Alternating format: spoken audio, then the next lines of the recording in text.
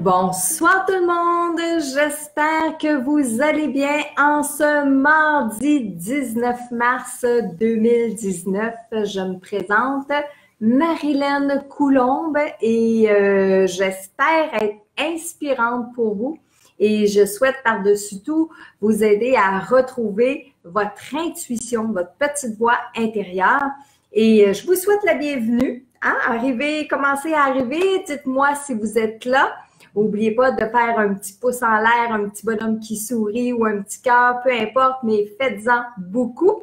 Et alors, France Robert est arrivée, Julie Desiel, on a Doris, on a Sylvie, on a Joanne, on est plusieurs, Armelle, qui est avec nous comme presque tous les mardis soirs. Et là, j'ai Armelle, mais je sais que vous êtes plusieurs parce qu'on voit les noms passer et on reconnaît certains d'entre vous.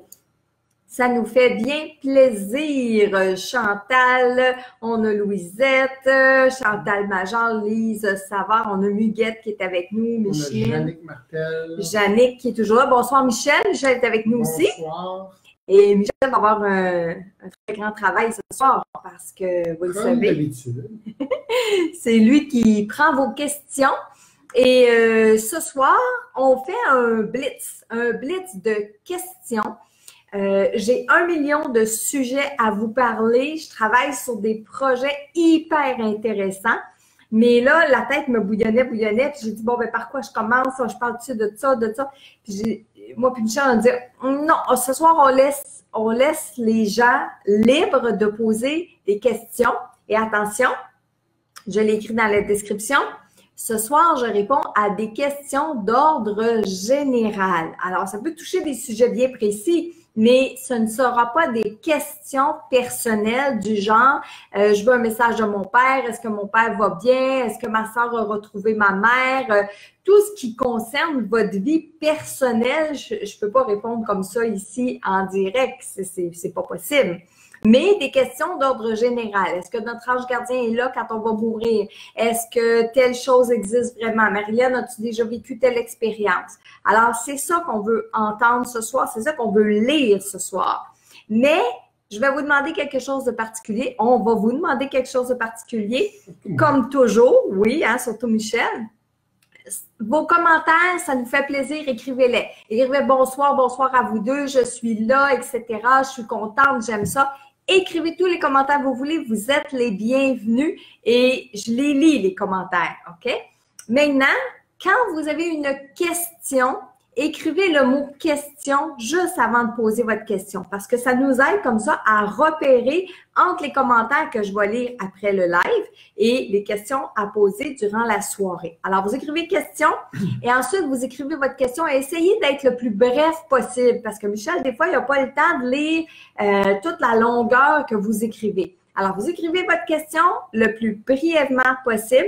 Michel va me poser la question et je vais répondre. Et ça se peut très bien que je n'ai pas la possibilité de répondre à tout le monde ce soir. Ça, c'est humainement, hein, vous allez le comprendre. Mais soyez certains que je vais lire quand même vos questions, vos commentaires dans les jours qui vont suivre. Alors, je pense que on est pas mal tous arrivés. Il y a des gens qui vont se joindre à nous. Je vous invite à lire la description. Et ce soir, on répond à des questions. Michel, avais-tu quelque chose à rajouter avant qu'on passe à la partie questions? Non, à part que pour une fois, on n'a pas de problème à la diffusion. Ça va super bien. On croise nos doigts. Croise nos doigts. C'est notre dernier Facebook Live loin de chez nous. Oui. Donc, on y va avec la première question. Il y a Hélène Fillon qui dit « Bonsoir à vous. J'aimerais que vous m'expliquiez comment cela se passe quand on décède, disons, d'une mort subite. » OK. Et tu me dis c'est Hélène. Hélène Fillon. Bon, parfait. Alors, Hélène, oh mon Dieu, hein? C'est spécial, hein? Hélène, comment ça se passe? Ça se passe quand on décède pour l'âme, surtout lors d'une mort subite. Mais dans un premier temps, l'âme est ébranlée. L'âme, ça, c'est la petite lumière, c'est notre conscience, c'est ce qui est à l'intérieur de nous. On est ébranlé parce qu'on n'a pas eu le temps de réaliser, parce qu'on dit hein, une mort subite. Donc, ça veut dire qu'on n'a pas vu l'accident arriver, on n'a pas senti la crise de cœur arriver, on n'a pas senti, peu importe la situation, mais on n'a pas vu arriver la mort et pouf, on est dans un autre état de conscience, on est dans une autre dimension. Et l'âme, oui, elle va être elle va être mélangée, elle va être confuse, elle ne saura pas du tout qu'est-ce qui est arrivé. Et comme le temps, ça n'existe pas dans un monde parallèle, l'âme de cette personne-là, ça peut lui prendre un certain temps avant de réaliser qu'elle est décédée. Mais une fois qu'elle a réalisé, et là, elle s'en va dans son évolution, comme la majorité des gens. Mais on fait toujours un plan, un parallèle avec notre plan terrestre en question de temps. Tu sais, ça lui prend-tu une journée, 2 jours, 3 jours? Bon, je pourrais répondre au niveau du temps, mais le temps n'existe pas de l'autre côté. Ce qui pourrait sembler une éternité de l'autre côté, ça peut être représenté par une semaine ici. Et l'inverse est aussi vrai pour quelqu'un qui vient de partir et qui se réveille de l'autre côté, qui vient de prendre conscience qu'il est mort. Il y a peut-être l'impression que c'est passé 5 minutes, alors qu'ici, c'est peut-être passé 3 ans sur notre plan terrestre. OK?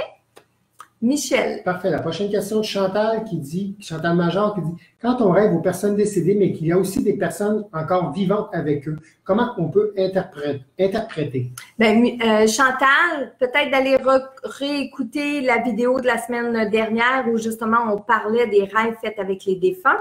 Mais quand on rêve avec des personnes vivantes et défuntes dans notre rêve et que c'est mélangé, c'est des retrouvailles. Ça veut dire qu'il peut avoir l'âme des vivants qui est en même temps que vous en train d'observer, de rencontrer ou de voir des personnes décédées. Alors, qu'il y ait un mélange dans votre rêve de personnes vivantes et de personnes décédées, j'ai envie de dire, Chantal, ça n'a pas d'importance parce qu'une fois qu'on est à l'état de rêve, on est tous dans les mêmes états de conscience. Qu'on soit décédé, qu'on soit vivant, quand on est à l'état de rêve, c'est 100% notre âme qui est dans un monde parallèle. D'accord? Parfait. Il y a Diane Dionne qui... Une minute. Quand je vais sur la question, tous les petits logos de sourire apparaissent. Question de Diane. Dionne, j'aimerais savoir si l'enfer existe. Diane, bonne question. Puis je pense que je l'ai vu passer un peu plus tôt cet après-midi. Non, pas l'enfer. La question, je ne sais pas si c'est vous, Diane, qui l'avez posée ou quelqu'un d'autre, mais je l'ai vu passer aujourd'hui. Est-ce que l'enfer existe? Oui. Oui, ça existe. Parce que si on croit que le paradis existe, on croit que l'opposé existe aussi. Mais l'enfer, qu'est-ce que c'est? Parce que je sais, pour avoir donné plusieurs conférences où je parlais de l'enfer, beaucoup de gens ont peur. Ont peur quand ça existe, donc si je meurs, je vais me retrouver là. Non. Les personnes qui vont en enfer sont les personnes qui ont comme croyance, exemple, dans les années passées, si vous n'êtes pas une bonne personne, vous allez vous en aller en enfer. Si vous êtes une bonne personne, vous allez vous en aller au paradis. Mais de l'autre côté, il n'existe pas juste 2 endroits, 2 dimensions, 2 plans spirituels où on évolue. Il y en existe plusieurs, OK? Mais l'enfer fait partie de une de ces dimensions-là, un de ces plans-là. Et à l'enfer, qu'est-ce qu'on retrouve? Bien, on retrouve tous les êtres qui sont, en fait, tous les êtres qui vont vouer un culte à Satan, par exemple, aux différents démons. On les énumérera pas ici ce soir. J'aime pas ça parler de ces personnes-là, de ces êtres-là, je devrais dire, parce que c'est même pas des personnes, mais ces êtres-là. Et à ce niveau-là, va se retrouver aussi les gens qui, ici, sur le plan terrestre, les êtres humains, qui ont évolué, mais du côté de la noirceur pendant toute leur vie. Le négatif, la noirceur, les gens méchants et tout ça vont se retrouver à cet endroit-là. Alors, est-ce que l'enfer existe? Oui. Mais vous, moi, les bonnes personnes, même si on a fait des petites erreurs dans notre vie, on ne va pas se retrouver dans l'enfer. Là, Michel me fait signe de raccourcir parce qu'il y en a plein. C'est juste que je ne peux même pas les prendre en photo, les questions. Je veux juste dire au monde, si jamais on ne pose pas vos questions, n'hésitez pas à la poser une deuxième fois sur le mur parce que là, ça va tellement vite que je n'ai même pas le temps de les prendre en photo. J'essaie de les prendre, mais ça s'en va immédiatement. Je n'ai vu passer une, je ne me souviens plus du nom, mais je sais que la question va t'intéresser. Vas-y. La personne, elle pourra juste nous écrire son nom, c'est elle qui a posé la question. Est-ce que tu as eu des contacts avec des êtres extraterrestres? Ben, je ne sais pas si c'est le même, mais j'ai Patrick Giroux dans la journée qui a posé la question. C'était pas Patrick. J'ai vu une question de Patrick passer. Malheureusement, je n'ai pas pu la lire, Patrick. Okay. Tu peux la réécrire. Ben non, je l'ai pris. J'en ai pris 2 en note. J'ai eu juste le temps d'en prendre 2 en note, moi aussi, sur mon côté. Puis ça va répondre peut-être à la question de Patrick en même temps. La question de Patrick, c'est de savoir si de l'autre côté, il existe d'autres êtres que ceux que je parle régulièrement, c'est-à-dire nos défunts, papa, maman, grand-papa, grand-maman, les anges, les archanges, et les anges gardiens. Donc, tous les êtres de lumière qu'on appelle des anges. Est-ce que, à part ça, il y a d'autres êtres qui existent dans un monde parallèle? Est-ce que moi, Marilyn, parce que c'est la question comme tu l'as posée, est-ce que j'ai déjà eu des contacts avec des extraterrestres? Je vais toucher du bois. Jusqu'à maintenant, Dieu merci, non. Si je dis Dieu merci, c'est que tranquillement, mes croyances sont en train de changer. Et pourquoi? Bien, pour que nos croyances changent, qu'est-ce qu'on fait? On va étudier, on va s'informer. Alors, en ce moment, je suis en train de faire beaucoup de recherches. Par exemple, pour répondre à Patrick, dans un monde parallèle, je crois qu'il existe le monde reptilien. Bon, il y a des gens qui disent que c'est une théorie du complot, que c'est sorti dans les années 1960. Je suis en train de lire sur le sujet. Je suis en train de faire ma propre idée, mes propres croyances. Il existe aussi ce qu'on appelle les guéris. Et est-ce que, tu sais, j'ai jamais été en contact avec des extraterrestres. Là, on va faire la différence. Hein? Quand on dit le mot extraterrestre, on va pas penser juste au petit bonhomme vert ou à E.T., le film, là, il y a eu quelques années.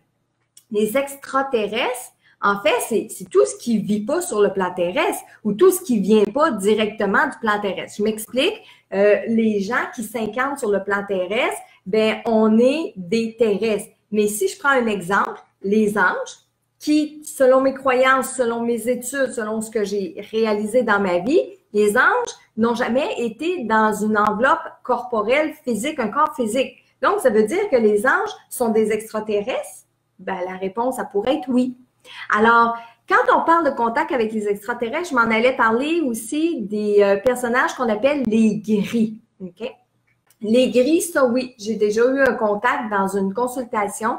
Je faisais une communication avec une personne et il y a ce genre de personnage-là qui est apparu dans mon bureau. Et quand j'ai apparu, c'est pas une apparition, là. C'est que je l'ai vu sur mon écran mental. C'est pas une sensation que j'ai aimée, c'est pas quelque chose qui était bien. Je peux pas dire non plus c'est complètement négatif, là, comme des êtres maléfiques et tout ça. Mais j'ai pas aimé la sensation. J'ai pas aimé comment s'est déroulée la communication. Donc, je sais, Patrick et l'autre personne qui a posé la question, qu'il y a ces êtres-là. Je crois aussi qu'il existe ce qu'on appelle les intraterrestres, c'est-à-dire qu'à travers les montagnes qui peuplent le plan terrestre, à l'intérieur des montagnes, il y a de la vie. Il y a des êtres qui peuvent vivre à cet endroit-là. Mais jusqu'au moment où je vous parle, je ne peux pas aller plus loin.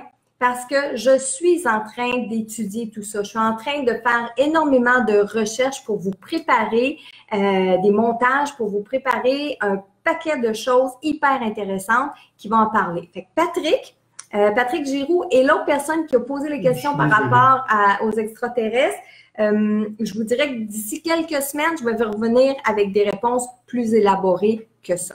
Okay? Mais j'ai entendu des histoires, des gens qui ont vécu proche de moi. Je vais vous en raconter d'ailleurs un autre tantôt, mais par rapport aux expériences extraterrestres. Michel, qu'est-ce qu'on a d'autre? J'avais oublié de mentionner aussi que oui, garder les questions courtes et précises. J'avais oublié de te dire à toi de garder les réponses courtes.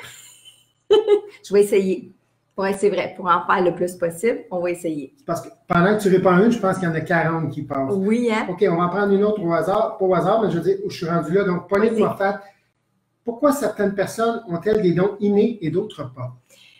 Pauline, parce que lorsqu'on décide de venir au monde sur le plan terrestre, on décide d'apporter avec nous des capacités qu'on a acquis dans d'autres vies. Donc, si on vient, puis en plus qu'on a acquis dans d'autres vies, mais dont on doit se servir sur le plan terrestre. Alors, ceux qui viennent au monde avec, par exemple, le don de pouvoir guérir, les guérisseurs, bien, ils viennent au monde avec cette qualité-là, avec ce don-là, parce qu'ils l'ont reçu dans une autre vie. Quand j'ai reçu, je veux dire, ils l'ont développé dans une autre vie.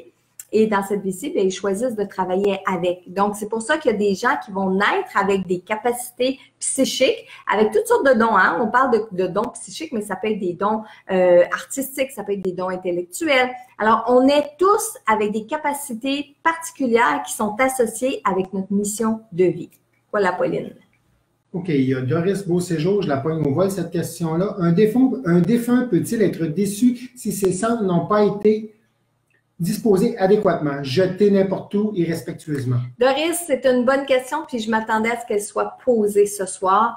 Oui, oui, un défunt peut être perturbé par la façon dont on va disposer des cendres du défunt. Alors là, je vais prendre une petite parenthèse, là. Je vais essayer de ne pas aller trop long sur la question, Doris, mais quand on décide de garder l'urne à la maison ou qu'on décide de disposer de l'urne d'un défunt, c'est important de respecter les volontés.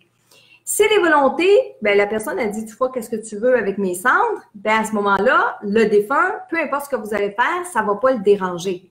Mais s'il a dit des volontés spécifiques puis qu'on ne les respecte pas, ça peut empêcher une âme d'évoluer de l'autre côté. Autre chose aussi, quand on a l'urne à la maison, quand on décide de la garder et qu'à chaque fois qu'on passe devant l'urne ou à chaque fois qu'on travaille, on a l'urne dans la figure, on se met à pleurer, puis on bouge plus, puis on fait plus rien de la journée, bien à ce moment-là, oui, ça peut empêcher le défunt d'avancer de l'autre côté. Alors, c'est très important quand on décide de garder une urne à la maison, de suivre les volontés du défunt, puis de comprendre aussi que nos gestes, nos décisions vont avoir des conséquences sur l'évolution de l'âme du défunt. Ça, oh oui, à 100%. OK? Oui, c'était Louisette qui avait posé la question sur les effets. Louisette, merci, bon, Louisette, parfait. Donc, il y a Hélène Gaudreau qui nous écrit « Pourquoi des fois, il y a des gens qui disent « j'ai le mal de l'âme ». Mal à l'âme. Bouge pas une seconde, là. Je veux juste retenir celle de Marisol aussi. Marisol qui pose une question de sa petite fille de 4 ans. Je veux pas la perdre, OK? OK, je vais la prendre en photo. Tu vas la prendre en photo, tu Si j'ai le temps, je la vois. OK. Puis là, peux-tu me répéter celle que tu viens de me dire? Oui, pourquoi il y a des gens qui disent qu'ils ont le mal à l'âme? Oui, le mal de l'âme. Quand on décide de s'incarner sur le plan terrestre, on choisit une mission de vie. Mais il arrive des fois que l'âme, parce que c'est jamais l'être humain qui choisit sa mission de vie. Vous êtes d'accord avec moi? Si c'était un être humain qui choisissait, par exemple, en ce moment-là, on décide de revenir dans une prochaine vie, puis on décide maintenant ce qu'on veut pour notre prochaine vie. Vous êtes d'accord avec moi que dans notre prochaine vie, il n'y a personne qui va choisir la maladie, les épreuves, les pertes, les deuils. Personne ne va choisir ça. Pas aucun être humain va choisir ça. Alors, c'est pas pareil quand c'est l'âme qui choisit sa prochaine incarnation. Et dans le choix de sa prochaine incarnation, mais il y a des âmes qui vont s'en mettre beaucoup sur les épaules, qui vont se mettre beaucoup de karma. Et quand elles arrivent sur Terre, bien, elles arrivent déjà lourdement chargées par rapport à tout ce qu'elles doivent accomplir. Ça peut être une des explications du mal de l'âme.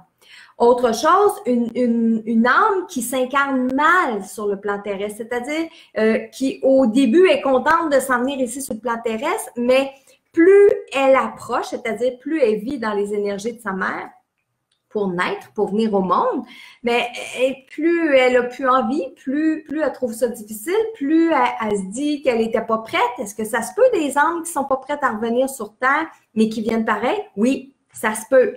Et dans ce cas-là, c'est souvent une des raisons pourquoi certaines personnes ont le mal de l'âme.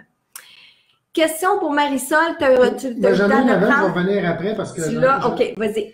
Il y a Sandra Simard Desjardins qui demande, y a-t-il une façon de savoir si une personne qu'on aime nous est vraiment destinée?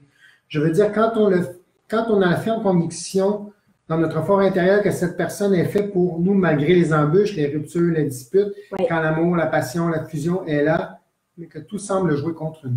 Je pense que tu as dit d'être court dans les... Oui, mais elle était posée au début. Hein, c'est correct, c'est correct. Est-ce que, donc, c'est de savoir si... Qu'est-ce qu'on fait avec comment savoir si la personne elle nous est destinée? OK. Comment savoir si la personne nous est destinée?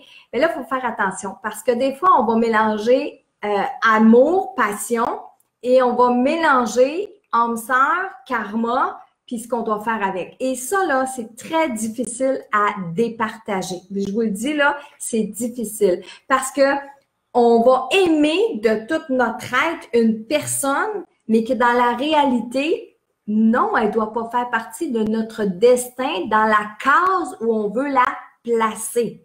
Alors, c'est hyper important de faire la part ou d'essayer de faire la part des choses entre le désir, la passion et la réalité de cette personne-là dans notre chemin de vie. Bon, dans votre cas, vous semblez dire qu'au plus profond de vous-même, vous savez que vous devez être avec cette personne-là. Donc, c'est votre âme qui le sait. Ça peut être quelque chose qui est karmé. Mais, je rajoute un mais, sur la Terre, quand on vient au monde, on a notre âme, mais on a notre libre arbitre aussi. Et le libre arbitre, ça, c'est l'ego, c'est le mental. Et lui, ben peut-être qu'il choisit de pas vivre ça. Vous savez, il y a des personnes qui sabotent leur bonheur. Il y a des personnes là, qui ont tout pour être heureux, puis ils vont saboter inconsciemment, intentionnellement leur bonheur. Il y a des gens qui sont pas capables d'être heureux. Donc, il y a des gens qui vont tout faire pour briser une relation qui aurait tendance à vouloir bien aller. Ça se peut que ce soit votre cas. Ça se peut qu'au plus profond de vous-même, vous sachiez que la personne avec qui vous êtes, vous devez faire un bout de chemin ensemble, mais que grâce au libre arbitre de cette personne-là, ben lui ou elle, ben ça lui tente pas d'être dans cette relation-là pour des raisons, je vais le dire, au niveau de l'ego, au niveau du mental. OK? Ensuite, Michel. Donne-moi une seconde, je vais aller chercher la question de Marisol. Oui. Donc, ma fille de 4 ans me demande pourquoi il n'y a pas d'anges qui viennent la voir quand elle fait dodo. Je trouvais ça cute quand la question a passé. Pourquoi sa petite fille de 4 ans dit ben, il n'y a pas d'anges qui viennent voir quand je fais dodo? Bien, je vais vous dire, Marisol, dites à votre petite fille, premièrement, persévérance, puis dites aussi qu'elle ne baisse pas les bras de demander à cet ange-là de venir la voir dans ses rêves. Puis je pense que pour un enfant de 4 ans, ça peut être encore plus facile d'obtenir ça que nous, les adultes, avec notre mental, notre libre arbitre, nos croyances, notre éducation. Elle commence, elle a juste 4 ans. Donc, il n'y a pas tant d'informations que ça dans son cerveau, tant d'informations que ça au niveau de ses croyances. Dites-lui, avant de se coucher, de demander, encore une fois, que son ange ou qu'un ange vienne la voir dans ses rêves, puis dites-lui de ne pas se décourager, dites-lui d'être persévérante, puis demandez-lui dans ses mots à elle, à quoi ça ressemble un ange? Peut-être qu'elle a une image différente puis qu'elle ne reconnaît pas un ange dans ses rêves. Demandez-lui. OK? Parfait. Donc, il y a Guylaine Martel qui pose la question. Marilyn, oui. Est-ce que tu as déjà vu des ailes d'ange sur une personne? Quand je dis des ailes, je ne parle pas de plumes, mais comme l'aura, mais sous forme d'aile. Ça, c'est Guylaine qui pose la question. Est-ce que je l'ai déjà vu chez des personnes? Bien, j'ai pas vu les ailes comme vous dites, mais je connais des gens et j'ai déjà entendu des gens dire que oui, ils vont voir des ailes. Je me le suis fait dire déjà souvent, pas juste une fois, mais souvent. Les gens les voyaient dans mon aura. Mais moi, Marilyn, est-ce que j'en ai déjà vu dans l'aura des gens? Non. Mais j'ai fait une rencontre dernièrement, ici au Mexique, dans un marché, j'en ai déjà parlé, c'est Lupita. C'est une femme où je me suis sentie très attirée vers elle pour aller la rencontrer puis lui demander ce qu'elle faisait. Vous remettre en contexte, elle avait un kiosque avec des objets au mur et ces objets-là, il y avait plein de petites icônes de cloués dessus, des petites icônes en métal, en brasse qui étaient clouées dessus. Et elle disait aux gens, ben, prenez un objet qui vous parle, puis moi, je vais vous parler, je vais vous dire ce que je ressens. Et quand j'ai été vers cette personne-là, chose que je fais très rarement, elle a lu un objet que j'avais choisi, puis bon, les choses qu'elle disait étaient très sensées, mais c'était pas juste qu'est-ce qu'elle disait au niveau du langage, qu'est-ce qui sortait de sa bouche au niveau des paroles, c'était les choses que je ressentais à son contact. Et je ressentais son ange et je ressentais l'ange autour d'elle. Donc, je voyais pas des ailes. Je peux pas dire c'est un ange parce que les êtres humains, on n'est pas des anges. Mais c'est ce qui se rapproche le plus près de ce que vous me posez comme question. Ensuite, Michel. Oui, il y a Julie Turcotte qui demande, peux-tu nous parler des fées, les elfes, les créatures mystiques que tu as vues? Dans entre autres, je vais vous parler d'une situation. J'étais dans une consultation, dans un bureau. Mais en fait, je vais vous en parler de deux. Michel, faut que je les dise, il demande. Oui. Je suis juste 188 commentaires en retard. OK. Je suis dans mon bureau, je fais une consultation avec une dame et à un moment donné, on parle de sujets très terre à terre. On parle de travail. On parle d'argent. On est très terre à terre. Et pendant que je lui parle comme ça, je vois quelque chose arriver de mon côté gauche.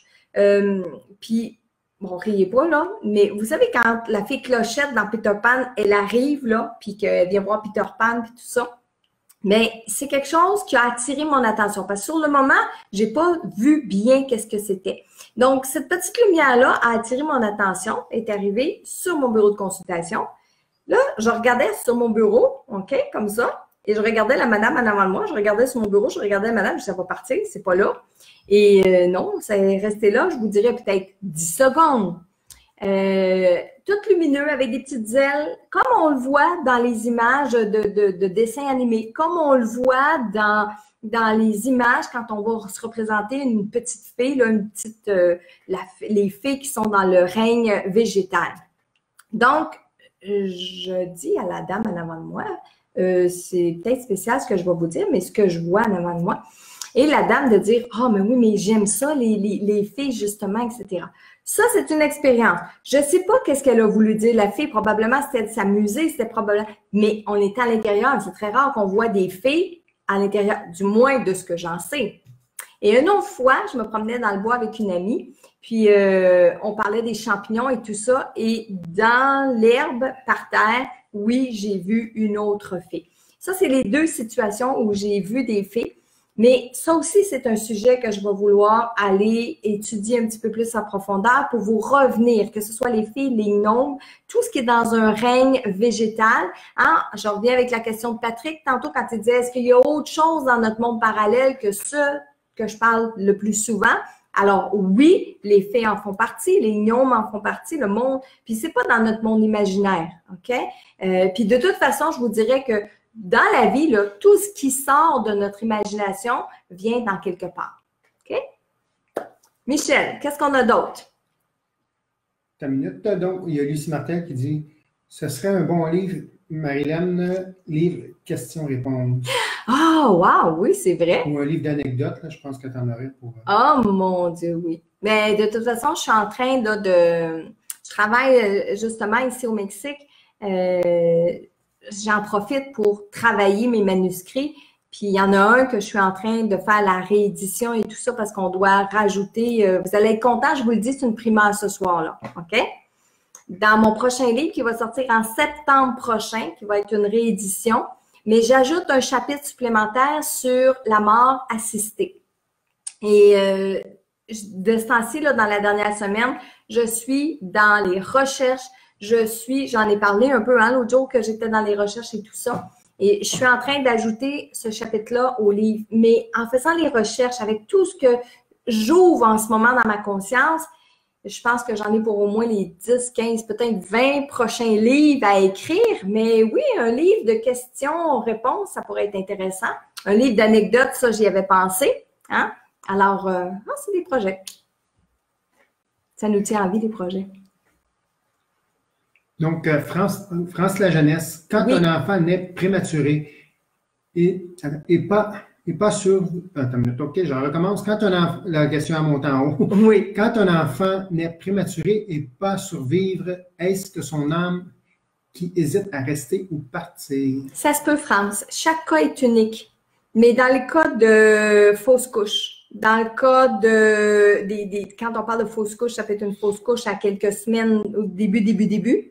Des fausses couches en cours de grossesse, des fausses couches à la toute fin de la grossesse, des bébés qui décèdent à la naissance, hein, après quelques heures, etc. Un bébé qui naît prématurément et qui ne survit pas. Est-ce que tout ça peut être des âmes qui n'étaient pas prêtes à venir sur le plan terrestre? Dans une bonne partie, dans beaucoup de cas, oui, c'est une possibilité. Mais je ne vais pas mettre systématiquement le fait que ce soit tout ça. C'est pas toujours cette décision-là. Il y a d'autres décisions. Il y a des enfants qui doivent avoir seulement un bout de chemin à venir vivre sur le plan terrestre, ne serait-ce que quelques heures, ne serait-ce que quelques jours. Il y a des âmes qui ont seulement besoin comment je dirais ça, de vivre l'expérience d'être dans le ventre d'une maman. et ça s'arrête là. Ils ont pas besoin de venir vivre sur le plan terrestre. Ils peuvent avoir besoin juste de vivre le temps dans le ventre d'une maman. Alors, quand ça, c'est la mission de l'âme, ne serait-ce que de vivre quelque temps dans le ventre d'une maman, ils vont aller au niveau quand on s'incarne, on choisit notre maman, hein, sautez pas, mais oui, on choisit notre maman. Mais cette femme-là, cette âme-là, pardon, va choisir une femme qui, dans son chemin de vie, a prévu de vivre le deuil d'un enfant, le deuil d'une grossesse, un accouchement prématuré, une fausse couche, tout ça. Une âme qui doit vivre juste cette période de temps-là, va pas aller choisir une femme qui a prévu dans sa vie d'élever une grande famille, d'être une grand-mère, etc. OK? Donc, oui, ça peut être une possibilité, mais c'est pas appliqué à tous les décès pas avortement, mais à tous les décès d'interruption de grossesse, de fausse couche. Je cherche mon mot, de fausse couche. Oui, il y a Annick qui te demande, j'ai déjà lu pour les personnes autistes sont des anges terrestres. Est-ce vrai? J'aime pas le mot ange terrestre. Puis en fait, je dis Marilyn, c'est pas que j'aime pas le mot, c'est que j'essaye de garder les mêmes termes le plus souvent possible. Un ange, ça s'incarne pas ici sur le plan terrestre. Par contre, ceux qui sont autistes, ceux qui ont prévu de vivre cette maladie-là ici sur le plan terrestre, je crois sincèrement que ce sont des vieilles âmes. Puis d'un opposé à un autre, c'est-à-dire, je crois sincèrement que ce sont des vieilles âmes parce que de prévoir de venir vivre ça sur le plan terrestre, c'est un gros karma. Mais je peux penser et croire aussi que lorsqu'une âme naît de cette façon-là, avec ce handicap-là, cette maladie-là, ces problèmes-là, ces limites-là, bien, ce sont des jeunes âmes qui commencent à peine à venir ici sur le plan terrestre, juste le temps de venir voir comment ça se passe. Fait que d'un opposé à un autre. Mais souvent, ce sont plutôt de vieilles âmes qui viennent ici vivre cette expérience-là et non pas un ange. Mais on dit de quelqu'un qui est excessivement patient et persévérant, on dit d'eux qui sont des anges. Alors, on peut faire ce synonyme-là ou ce parallèle-là. Mais dans la réalité, les anges ne s'incarnent pas ici sur le plan terrestre, ne serait-ce que pour faire des expériences très précises et très courtes. Mais ça sera un autre sujet. Parfait. Il y a Cindy Wallet, la question est un petit peu longue, là, donc je vais la lire. J'ai un ami qui a déjà fait une tentative de suicide et un médium lui a dit par la suite que nous avons un intervalle de temps déjà décidé d'avance, genre telle date à telle date. Oui. Où une personne peut réussir à se donner la mort, sinon ce sera toujours une tentative ratée. T'en penses quoi? Oh boy, Cindy, c'est une grande question. Un suicide reste un suicide. Une tentative reste une tentative de suicide. De l'autre côté, sachez très, très, très, très important, puis ça, jusqu'à temps qu'on me prouve le contraire, jusqu'à temps que Marilyn, moi, mes croyances changent, ce qui n'est pas prêt de se faire en ce moment. Un suicide, ce n'est jamais quelque chose que l'âme a prévu. OK? De l'autre côté, jusqu'à maintenant, on m'a toujours interpellé, on m'a toujours expliqué, on m'a toujours montré, on m'a toujours fait voir qu'il n'y a pas de livre de l'autre côté qui dit « on va mourir le 18 juin 2028 à 4h15 ». Non, on finit notre mission de vie, on meurt ici sur Terre quand on a terminé notre mission de vie. Et si je décide de finir ma mission de vie, par exemple, que cet après-midi, j'ai des éclats de conscience, puis que je termine ma mission de vie cet après-midi, bien, elle finit cet après-midi, puis je meurs cet après-midi. J'ai jamais entendu parler d'un intervalle qu'on a, etc. Il y a des choix qu'on peut avoir, puis ça, c'est très, très peu de personnes qui, au moment de la mort, par exemple, vont faire ce qu'on appelle les EMI, les expériences de mort imminente. Une personne arrive de l'autre côté, voit la lumière, voit les défunts partis avant elle, mais il y a quelque chose qui lui dit si tu veux continuer sur la terre, tu as encore quelque chose à faire, tu peux revenir. Et la personne choisit de revenir. Mais c'est pas encore tout le monde qui peut avoir ça, parce qu'une fois ta mission est terminée, on part, on s'en va. Je reviens au suicide. Le suicide, une âme ne choisit jamais ça dans son parcours de vie. L'âme ne prévoit jamais se suicider. Pourquoi? Parce que le suicide est un acte que le mental, que le libre arbitre, que l'ego va faire, que l'humain va faire. Mais l'âme, jamais. Jamais, jamais une âme va dire, bon, ben moi, je vais venir sur Terre, puis au bout d'un certain temps, quand ça ira pas bien dans ma vie, quand je vais trop souffrir, quand ça va pas bien aller pour moi, oh ben, je vais arrêter ma mission là. Fait que je vais m'enlever la vie. Non, jamais. Donc, j'espère, Cindy, que ça répond à la question. J'ai jamais vraiment entendu parler d'intervalle ou peut-être pas de la manière que vous le dites, mais il n'y a pas de date où c'est écrit qu'on va mourir à ce moment-là dans notre vie. C'est dit, c'est compris par l'âme qu'on décède une fois que notre mission de vie terrestre, elle est terminée. Puis attention, là, quand je dis ça aussi, il faut prendre soin de notre corps, il faut prendre soin de notre santé. Quelqu'un qui prend pas soin de sa santé, quelqu'un qui prend pas soin de son corps, par exemple, les gens qui abusent de médicaments, qui abusent de drogue, qui abusent de boissons, qui abusent de malbouffe, vont peut-être voir leur vie se couper avant la mission de vie terrestre, parce que ça, c'est ton véhicule. Hein? C'est comme si je vous dis, on part, on s'en va... on fait le tour du monde avec notre voiture, mais que tout le long qu'on s'en va avec la voiture, on met de l'essence, mais on n'entretient jamais, on fait jamais le changement d'huile, on la lave jamais, on la nettoie jamais, on donne des coups de pied sur les roues, on change jamais les pneus, on essaie d'espérer que les roues vont faire, puis qu'on décide de faire le tour du monde avec ça. C'est impensable, mais c'est un peu la même chose avec notre corps physique. Alors, si moi, j'ai pris comme karma de venir vivre plein de choses, mais que je ne fais pas attention à mon corps physique, je vais mourir avant parce que c'est mon corps physique qui va arrêter de vivre. Ma mission, ben, ça va être du plus, ce qu'on appelle le karma, dans une prochaine vie. OK?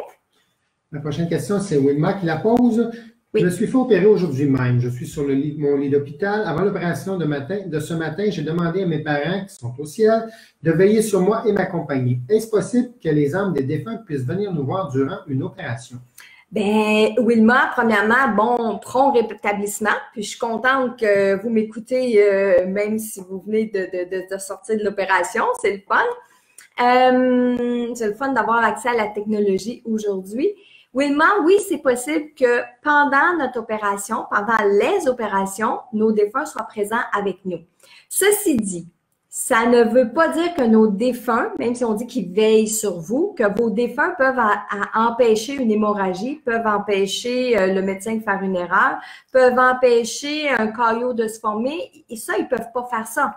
Mais par contre, ce que je sais, c'est qu'au moment où on vous endort, donc avec l'anesthésie, votre âme fait la même chose que pendant votre sommeil. Votre âme va sortir de votre corps physique, peut rester là dans l'ambiance ou dans l'endroit où est-ce que l'opération a lieu, mais votre âme peut partir et aller dans les autres dimensions et vos défunts, sachant qu'en ce moment précis, vous êtes dans une situation où vous n'êtes pas bien, vous êtes confortable, vous êtes nerveuse, anxieuse, etc., bien sûr que vos défunts peuvent être avec vous. Certains.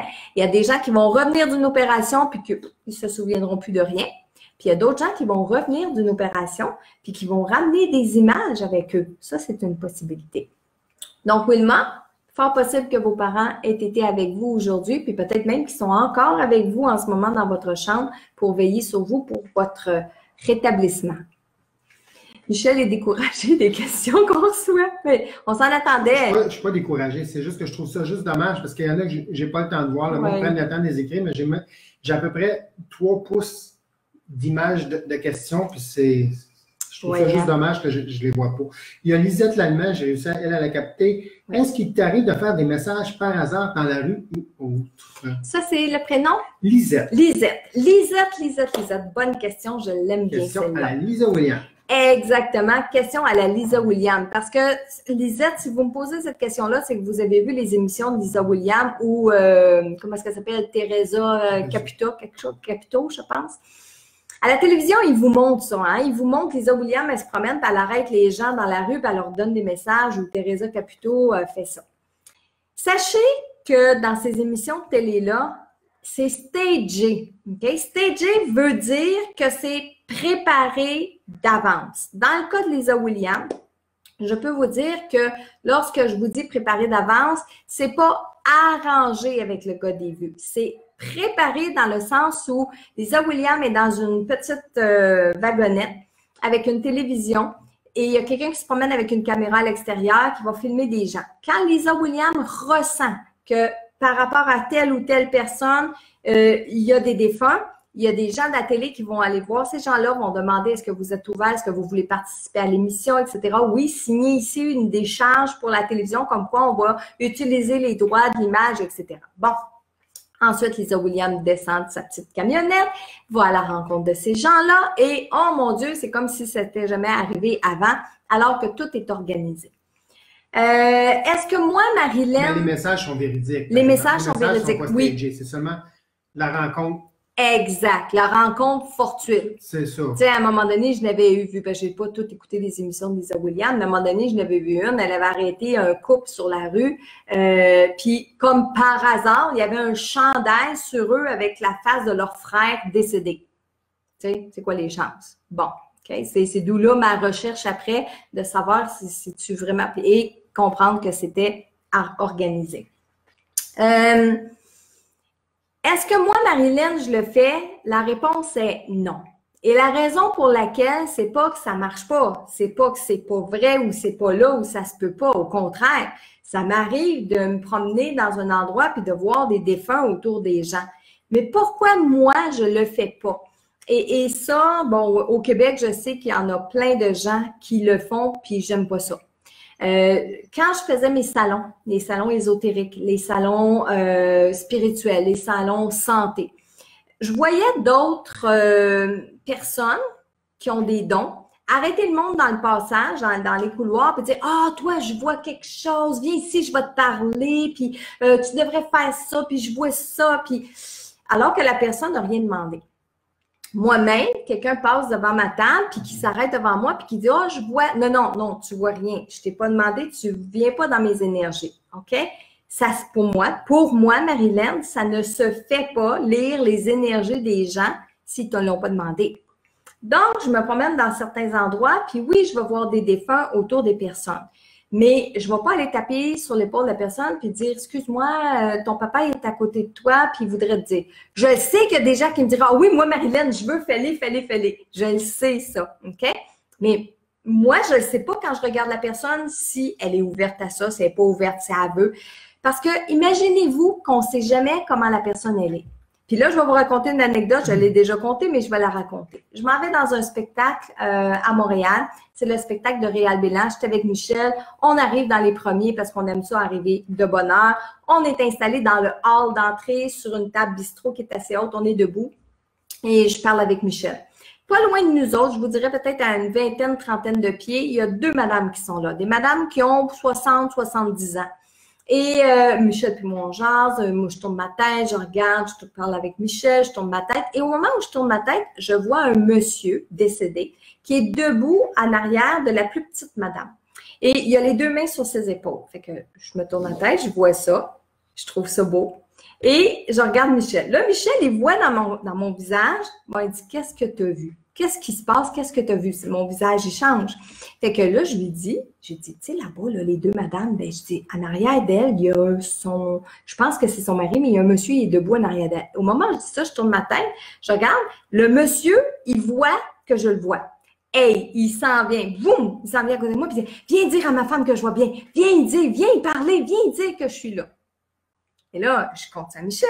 Michel dit, ben, va y dire. Non. Ben, c'est pourquoi, vas-y. Non. Parce que, j'ai dit, si je m'en vais vers elle, puis je lui dis, excusez, madame, tu sais, votre mari est en arrière, de un, si elle ne croit pas à ces choses-là, elle peut se mettre à dire que je suis folle. Elle peut appeler la sécurité, puis je viens de me faire sortir de la salle. Ça, c'est une possibilité. Ou bien, l'autre chose qu'il faut penser, cette madame-là, on s'en va voir le spectacle de Réal Bélan, donc le spectacle d'humour. Je ne sais pas, moi, le monsieur, ça fait combien de temps qu'il est décédé. Mais supposons que ça fait peut-être, je ne sais pas moi, sa première sortie qu'elle fait depuis que son mari est décédé, puis qu'elle s'en va là pour se changer d'idée, puis que moi, j'arrive puis je lui dis « Ah, votre mari est en arrière de vous, puis il vous fait dire qu'il va bien, puis qu'il est là. » La madame, je viens de scraper sa soirée, là. Vous êtes d'accord avec moi? Ce que je fais dans ces moments-là, que ce soit à cette situation-là ou n'importe où ailleurs, je dis tout le temps aux personnes décédées, si vous voulez que je donne votre message, amenez-moi la personne à moi. Pas moi aller vers elle. amenez-la moi. Puis moi, à ce moment-là, je vais faire ma partie de chemin. Je vais essayer de jaser avec elle. Je vais commencer par bonjour, il fait beau, vous venez voir le spectacle et tout ça. Puis tranquillement, je vais essayer d'embarquer dans la discussion de croyez-vous aux esprits, croyez-vous aux défunts, croyez-vous à l'âme après, tout ça. Et à partir de là, bien, je vais le dire. Je vais le dire. Mais de moi-même, non.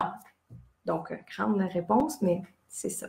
Je ne le fais pas par respect. Par respect pour les êtres humains qui, bien souvent, n'ont pas demandé ça. Mais vous faites peut-être partie de ceux qui diront « Non, non, Marilyn, moi, si tu me crois, dis-moi-le. » On ne peut pas le savoir, ça. Parfait. Donc, il y a Chantal Megui qui te demande as-tu déjà pensé à faire un CD de méditation guidée? Vous avez une belle voix pour ça. J'en ai fait 2 dernièrement, pas des CD.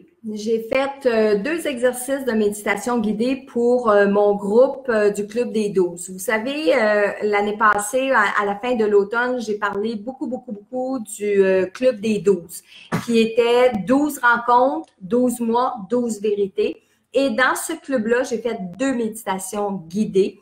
Je pense qu'elles ont été très bien reçues. Je pense que les gens l'ont beaucoup aimé. Et oui, je pense possiblement en faire pour le grand public. Donc, oui, c'est une possibilité. Ça fait partie des projets.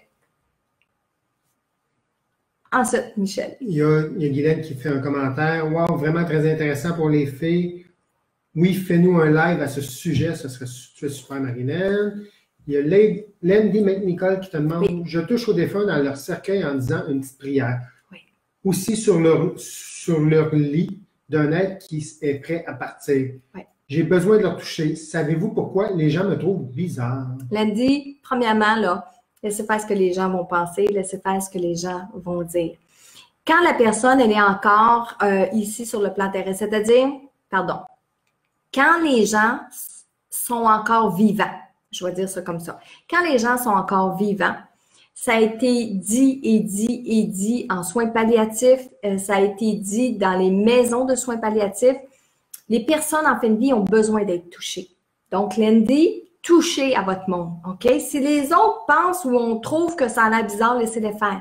Parce que la personne qui est probablement encore dans son corps physique, son âme encore dans son corps physique, vivant, a besoin de sentir qu'on la touche. Maintenant, toucher à des personnes qui sont décédées, c'est-à-dire qu'on est dans un cercueil, donc l'âme n'est plus là du tout, puis de toute façon, il n'y a plus de vie dans ce corps physique-là, il est embaumé, il est dans un cercueil. Avoir le besoin de toucher, c'est psychologique. C'est psychologique pour vous. Le fait de vous dire, oui, j'y touche, la personne est bel et bien partie, j'y touche, elle est froide, j'y touche, peu importe, c'est pas macabre. Pour moi, c'est pas macabre. Ce geste-là, je dis pas là, de faire plein d'autres choses, mais dernièrement, j'ai perdu ma maman, puis je peux pas vous dire le nombre de fois qu'on y a touché. Quand j'y touchais, on faisait attention parce qu'on sait très bien qu'un cadavre dans un cercueil, si tu y touches trop, il noircit, puis tout ça. Mais bon, ça dépend des personnes. Il faut être à l'aise avec ça, mais Landy, vous êtes pas spécial, puis vous n'êtes pas dérangé, puis vous n'êtes pas un extraterrestre parce que vous posez ces gestes-là. Soyez bien confiante, puis continuez de le faire. Puis moi, je vous dis de continuer de le faire parce que ça fait du bien aux gens. Et l'âme, même si c'est plus dans son corps physique, mais qu'elle voit que vous êtes proche d'elle, que vous y touchez, elle n'aura pas la sensation parce qu'elle n'est plus dans son corps physique. Mais ça va la toucher, elle, de voir ce que vous faites pour elle. Oui. Une question, il y a Sylvie Dupont qui te demandait, une personne décédée qui dit venir nous tenir la main au moment de notre mort, peut-elle changer d'idée au fil du temps? Non. À moi, ben, je dis non. Ma réponse est directe, hein? Ben oui. Non. Ce qui pourrait faire changer le défunt, c'est son évolution de l'autre côté. C'est tout. Parce que si, avant de partir, moi, je dis à mes enfants, par exemple, mettons, je parle la première, puis je dis à mes enfants, quand vous allez mourir, je vais être de l'autre côté, puis je vais vous attendre, je vais être là avec vous. Puis un jour, mes enfants décèdent, je ne suis pas là. La seule raison pour laquelle, et là, je parle au nom de Marilyn, la seule raison pour laquelle je ne serai pas là, c'est que mon évolution, elle est différente de l'autre côté. C'est la seule raison. Mais si on dit que oui, je vais être là quand tu vas partir, oui, les défunts vont être là. Oui. OK, il y a Chantal Piché qui te demande, y a-t-il un rapport quand on rêve à une personne décédée qui est habillée en blanc ou qu'elle est, autrefois, elles sont habillées de couleur? Et elles me disent qu'elles se sentent bien. Non, il n'y a pas de différence avec la façon dont les gens sont représentés dans nos rêves, à moins que quelque chose attire réellement notre attention. Mais que les personnes qui sont décédées, qui dans notre rêve sont habillées comme dans la vie de tous les jours, c'est correct. Il y a d'autres personnes qui vont faire des rêves de personnes qui sont décédées puis elles sont toutes vêtues de blanc. C'est correct aussi. C'est représentatif de l'évolution aussi parfois. Hein? Quelqu'un qui est habillé avec des vêtements comme il était sur Terre peut montrer une évolution où l'âme de cette personne-là est encore près de notre plan terrestre. À la différence qu'une personne qui va se représenter dans nos rêves, tout vêtu de blanc lumineux, ben, il y a une évolution plus élevée. Et aussi, dans certains rêves, quand on fait des rêves plus évolués encore, la personne décédée va se représenter à nous juste d'une sphère lumineuse. Parce que dans la réalité, plus on évolue de l'autre côté, plus on redevient, je vais dire, 100% lumière, une sphère lumineuse. On n'a plus de corps éthérique, on n'a plus nos bras, nos jambes, notre corps, comment il était formé dans notre dernière vie terrestre, mais plutôt comme une sphère lumineuse. Parfait. Il y a Guylaine Anctil qui te demande, quand on rêve à une personne décédée qui est dans son cercueil à son salon, et il s'assoit et il reprend vie, ça veut dire quoi? Guylaine, je vais vous inviter à écouter ma vidéo de la semaine passée. Je vais vous répondre à votre question. Mais je vais vous inviter, comme n'importe qui est en train d'écouter en ce moment, tous mes autres Facebook Live avec des sujets sur le suicide, sur les rêves prémonitoires, sur les superstitions, tout ça, vous avez accès à tous ces sujets-là, à tous ces vidéos-là, quand vous êtes sur ma page publique, puis vous allez dans la section de gauche, sur la section vidéo, vous allez toutes trouver les vidéos que j'ai faites avant celui de ce soir, OK? Répondre à votre question. Quand on rêve à une personne qui est décédée, qui s'assoit dans son cercueil et qui a l'impression d'être encore vivant ou qu'on a l'impression qu'il est encore vivant, ça peut vouloir dire plusieurs choses. Dans un premier temps, ça peut vouloir vous dire de ne pas avoir peur de la mort, peur de ce qui se passe quand on rencontre une personne qui est décédée. Ça peut être que le défunt n'a pas accepté son décès, puis il a comme l'impression que c'est pas sa place. Et aussi, ça se peut que ce soit vous qui n'avez pas fini de réaliser que cette personne-là, elle est décédée. Donc, il y a comme un combat à l'intérieur de vous qui dit, oui, il est mort, non, il n'est pas mort. Comment ça se fait qu'il est mort puis que là, je ne le vois pas mort? Ça, souvent, ça reflète un combat intérieur par rapport à les deuils qu'on doit faire face aux personnes qui sont décédées. OK? Il y a Monique Michaud qui te demande, est-ce que tu connais le livre L'Ultime Pardon? C'est où tu en penses quoi? Oui, mais attends, L'Ultime Pardon, je pense que c'est celui de André Harvey, je pense. Je ne l'ai pas lu. Je ne l'ai pas lu, mais je connais le titre que vous me dites, mais je ne l'ai pas lu, donc je ne pourrais pas le commenter. Mais, tu sais, le pardon, ça pourrait être un bon sujet aussi pour un autre live, hein? Donc, il y a Vicky Coulombe qui te demande, ma grand-mère m'a toujours dit de parler à mes plantes. Est-ce que les végétaux ont une âme, même si elle doit être différente d'une âme humaine? J'ai l'impression que de très vieux arbres semblent avoir une mémoire des émotions. Moi, Marilyn, j'y crois à 100%. Puis Marilyn, bon, est-ce que j'ai déjà communiqué avec un arbre? Non. Mais est-ce que je parle aux arbres? Oui. Est-ce que je parle aux plantes? Oui.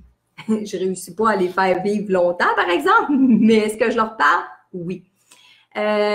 Vous irez voir sur Internet, il y a des expériences qui ont été faites où, par exemple, on mettait deux plantes l'une à côté de l'autre et une plante à qui on parlait, puis une plante à qui on ne parlait pas. Et la plante à qui on parlait, elle a vécu beaucoup plus longtemps. On donnait les mêmes soins, là. OK? On donnait les mêmes soins.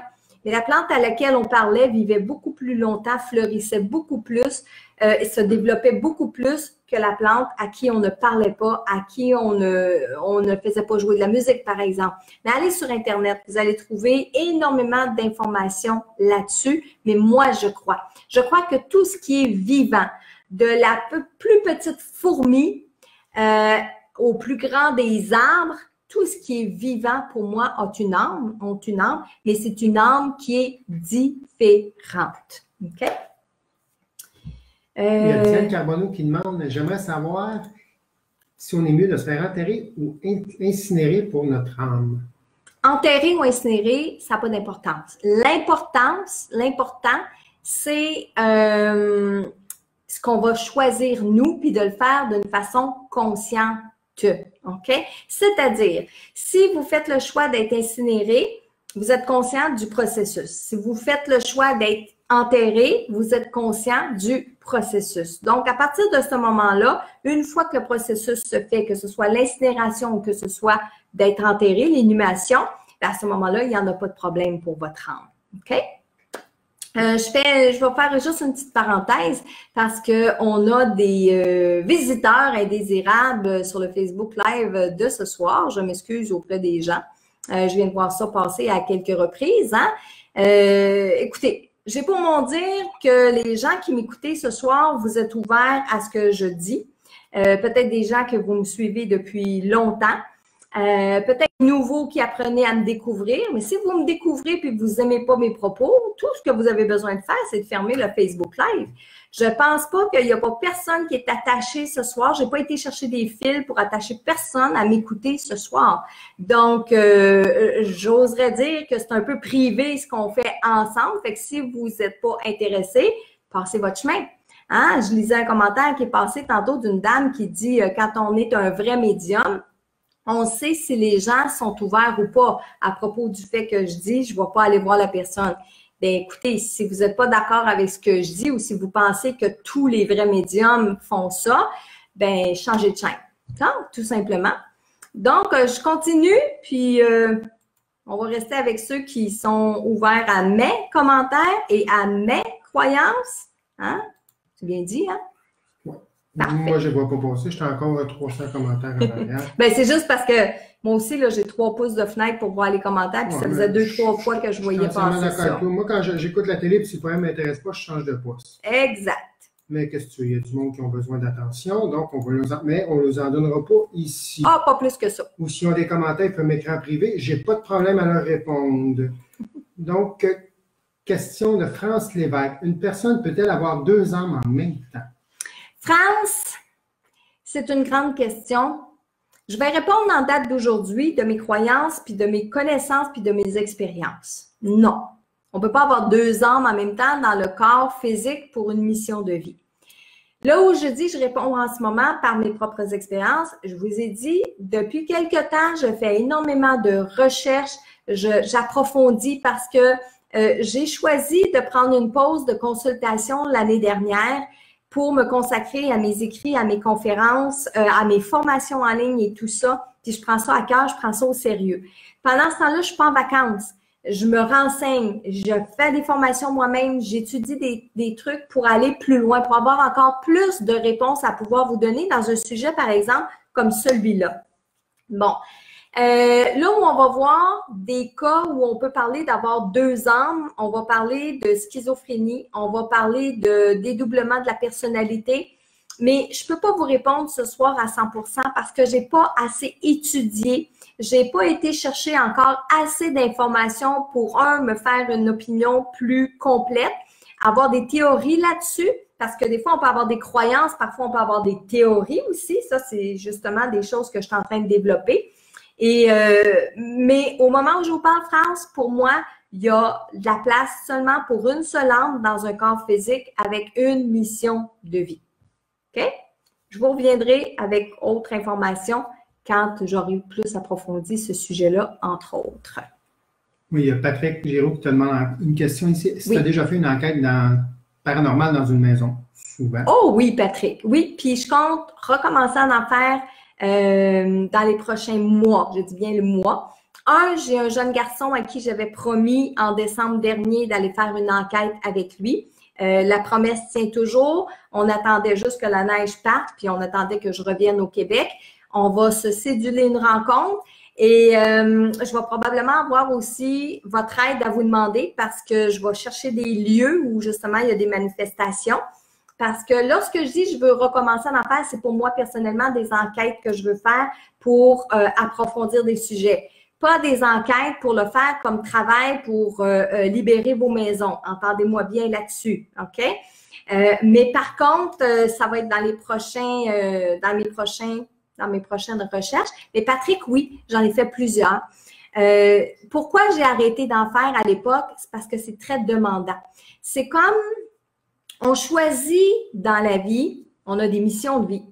Mais on choisit aussi, je disais tantôt avec notre libre arbitre, on choisit nos guerres, on choisit nos batailles, on choisit le genre de travail qu'on veut faire. Moi, à un moment donné, je me suis dirigée vers les enquêtes paranormales dans les maisons parce que ça me fascine. Les phénomènes paranormaux me fascinent. Mais savez-vous, Patrick, où ce que j'ai eu de la problématique à rencontrer, à faire ce travail-là? Premièrement, c'est très exigeant au niveau des énergies.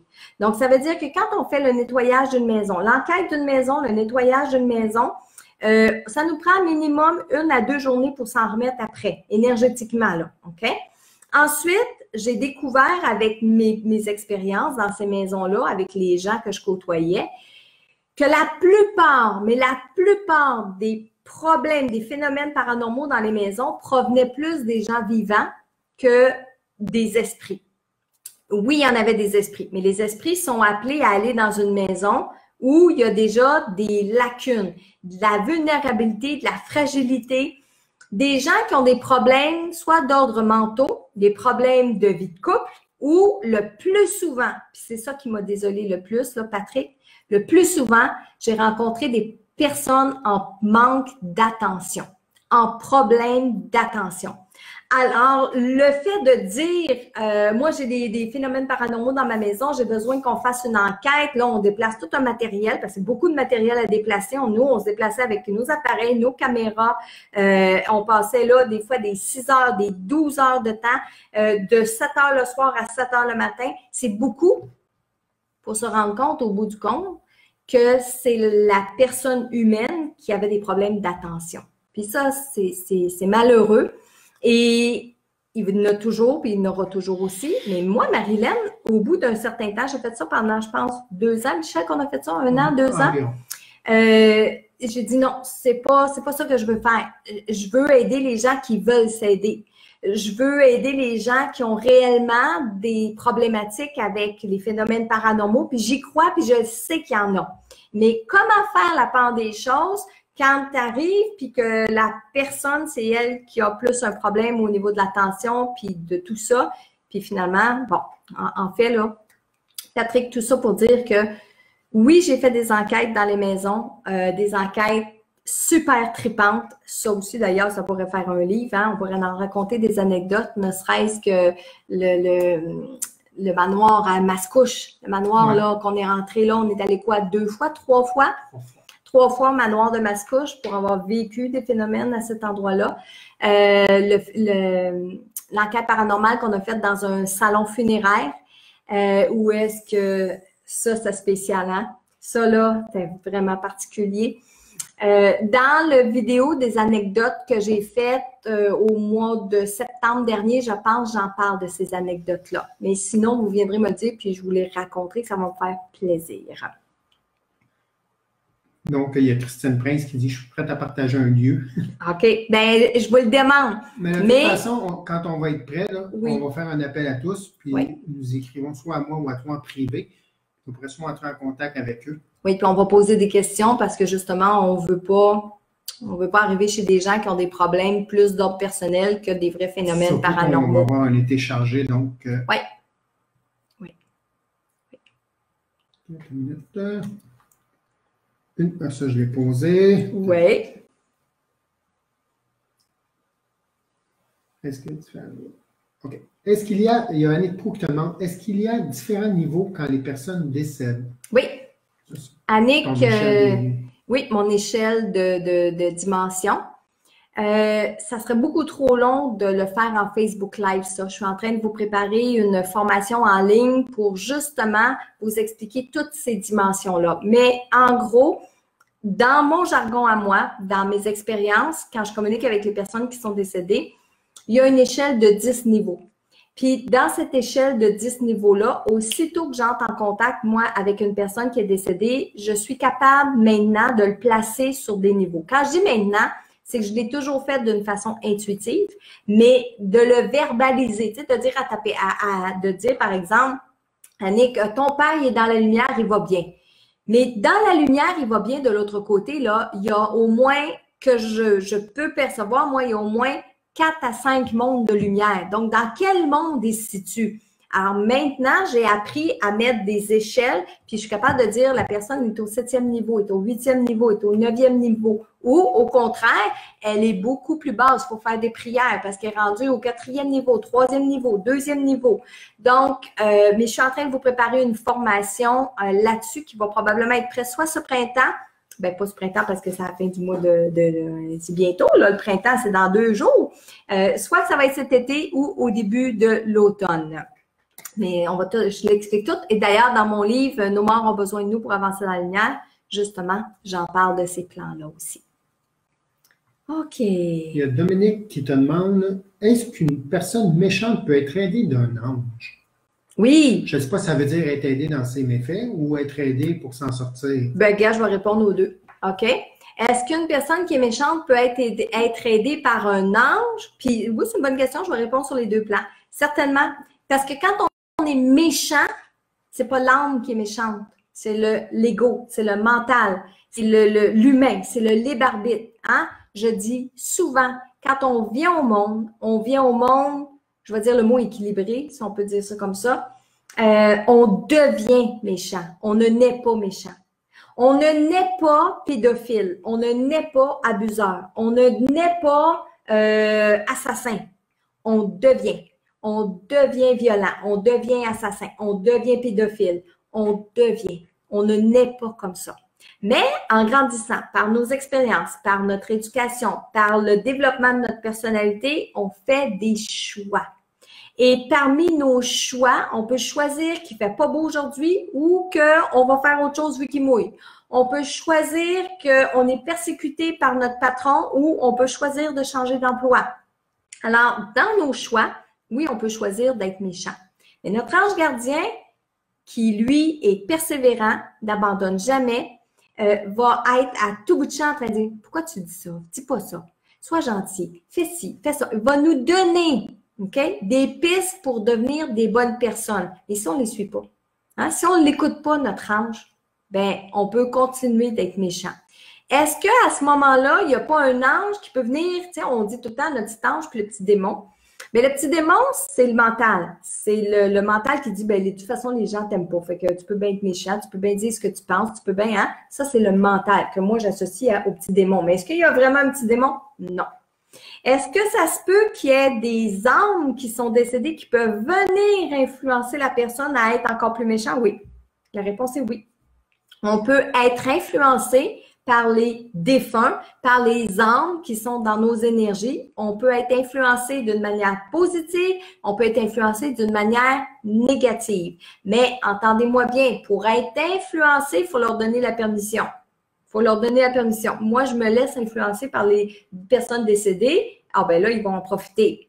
Mais si vous mettez votre pied à terre et vous dites non, moi, je ne me laisse pas influencer par rien ni personne, les esprits, les personnes décédées, les défunts, les âmes, ils n'essaieront même pas. Alors, j'espère, Dominique, que ça répond à votre question. Qu'est-ce qu'on a d'autre aussi comme question, Michel? Il y a Joël Benoît qui demandait, est-ce que notre animal de compagnie peut être notre âme sœur? Oui, oui, tout à fait. Puis une âme sœur, c'est quoi? On va le répéter. Une âme sœur, c'est quand on a prévu dans notre chemin de vie, ici sur Terre, dans notre incarnation, de croiser telle âme ou telle âme. Alors, si avant de vous incarner, vous avez croisé l'âme de cet animal-là et que vous vous êtes dit tous les deux, parce que l'autre côté, il n'y a pas la barrière de langue. Un chat, ça parle de l'autre côté, OK? Alors, vous vous êtes dit tous les deux, pour vivre ma mission de vie, je vais avoir besoin de toi. Je vais avoir besoin de toi. Ça peut être le chat qui vous a dit ça. Je vais avoir besoin de toi. J'ai besoin de venir au monde dans une famille qui vont prendre soin de moi. Alors, le chat peut vous avoir choisi. Puis vous pouvez avoir choisi cet animal-là parce que dans votre vie, c'est quelque chose que vous allez avoir besoin. Alors, est-ce qu'à ce moment-là, ça peut être une âme sœur? La réponse est oui. OK? Qu'est-ce qu'on a d'autre, Michel? Bien, je sais qu'on en a plein, là. Hein? Non, c'est parce que je lis les commentaires. Il y en a qui proposent des lieux. Le madame nous a proposé le Vieux Palais, mais on l'a fait le Vieux Palais, on l'a fait en long et en large. Il y a Chantal aussi qui dit l'ancienne prison de l'original en Ontario. Oui, Chantal, il va falloir qu'on se parle parce qu'il y a quelque chose à faire avec cet endroit-là. Je sais que tu m'en avais déjà parlé. On va s'en reparler en privé, mais oui. Mais il y a des lieux. Bon, tiens, on va revenir là-dessus. il y a des lieux dans lesquels je n'irai pas faire des enquêtes, dans lesquels je n'irai pas. Pourquoi? Parce qu'il y a déjà plein de gens qui y ont été.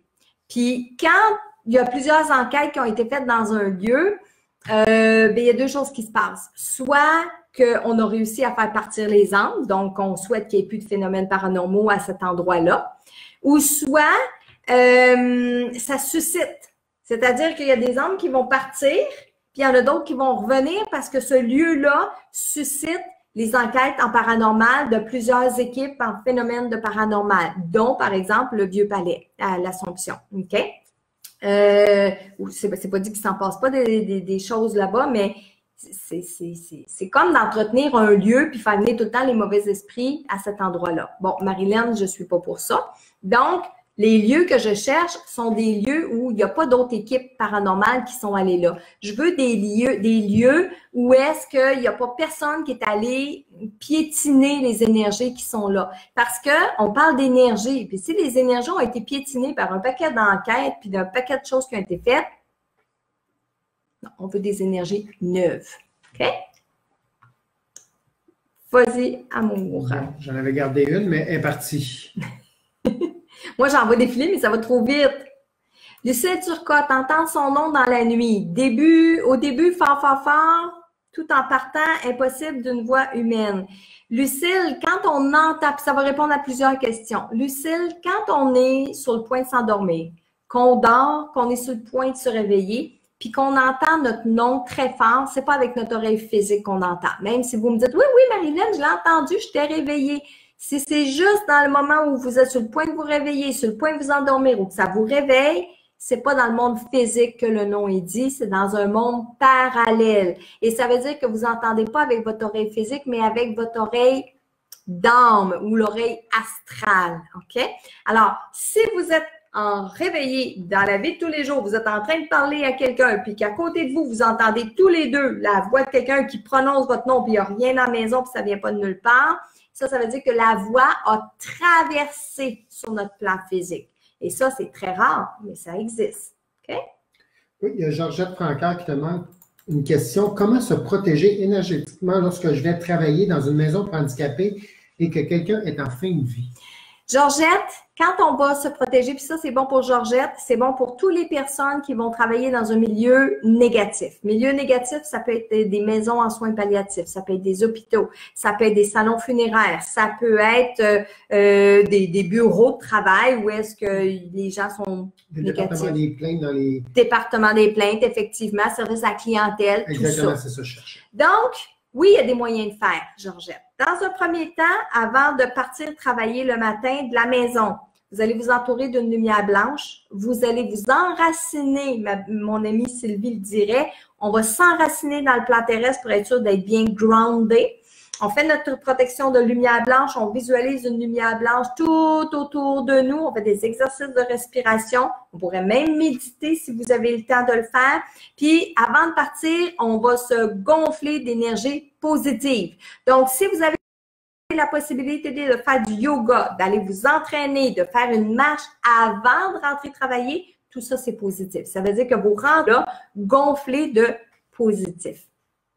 Quand on va aussi travailler, on peut amener, moi, parfois je le fais à certains endroits quand je me déplace, dans votre poche dans votre blouse, dans votre chemise, dans vos poches de pantalon, vous pouvez mettre un petit sac de sel de mer.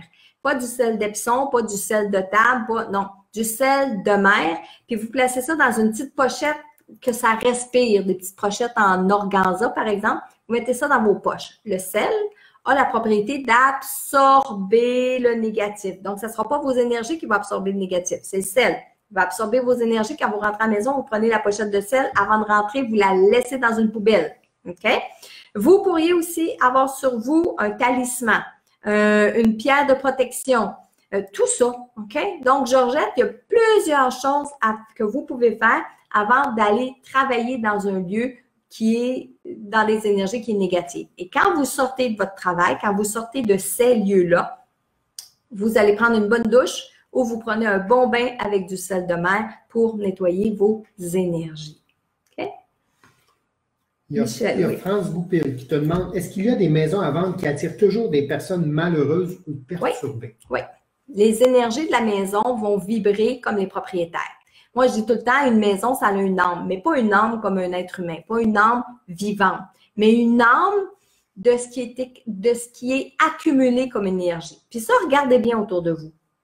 Si vous avez une maison, mettons, ça fait 25 ans, vous restez à même endroit, puis vous regardez la maison en face de chez vous, puis à tous les 2 ans, elle change de propriétaire, puis vous regardez le propriétaire, puis c'est toujours le même genre de propriétaire qui va vers cette maison-là, puis qui achète cette maison-là.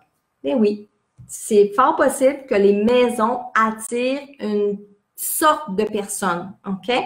D'ailleurs, il y a des personnes qui ont déjà fait appel à moi pour que j'aille nettoyer des appartements parce qu'ils louaient puis ça changeait à tous les 6 mois ou à tous les 1 an. Puis c'était tout le temps le même genre de personne. Et c'est parce que l'énergie, la maison accumule les énergies. Si on ne fait pas de nettoyage énergétique dans une maison, quand on rentre dedans pour la première fois, bien, on vit dans les énergies de ceux qui y habitaient là auparavant. OK? Il y a Lynn Bédard qui te demande... Elle voudrait savoir, vu que j'ai fait une fausse couche, est-ce que mon fœtus va au ciel ou elle va dans ma prochaine fille? C'est quoi le prénom? Lynn Bédard. Lynn. J'imagine qu'elle parle de l'âme. Oui, on parle de l'âme du petit bébé. Quand on fait une fausse couche, une interruption de grossesse, une mort à la naissance, une mort jeune, mettons mon enfant décède il y a 6 mois, il y a 1 an, 2 ans. Toute l'âme de ces petits êtres-là s'en vont automatiquement dans ce qu'on appelle le ciel. Moi, je place justement ces âmes-là au 8e niveau que moi, j'appelle le plan de la garderie. Et les âmes de ces enfants-là s'en vont automatiquement là parce qu'ils n'ont pas beaucoup de choses à vivre sur le plan terrestre, ils n'ont pas beaucoup de choses à comprendre du plan terrestre. OK? La grande majorité des âmes de ces tout petits-là, ça s'en va tout de suite dans la lumière. Il y a certaines âmes qui restent retenues ici par des parents qui ne sont pas capables de vivre le deuil de leur enfant. Et là, entendons-nous, je ne parle pas d'avoir de la peine ou de pas... non, je parle de gens qui pensent au suicide, de gens qui font le suicide, de gens qui ne vivent plus après. Tout ça, ça peut empêcher l'âme d'un enfant d'évoluer de l'autre côté. C'est très rare, mais je l'ai déjà vu. Est-ce que l'âme va revenir? Oui, l'âme peut revenir. C'est-à-dire que d'une grossesse à une autre, si j'ai fait une fausse couche, le prochain bébé que je vais avoir, ça pourrait être la même petite âme qui revient. Si elle a réellement besoin de venir sur Terre, elle va repasser dans une prochaine grossesse. Mais si, comme je disais tantôt, elle avait besoin de juste vivre la petite période là, de transition, de venir dans l'énergie de la mère, d'être dans son petit corps physique, puis c'est tout ce qu'elle avait besoin de vivre, non, elle ne reviendra pas.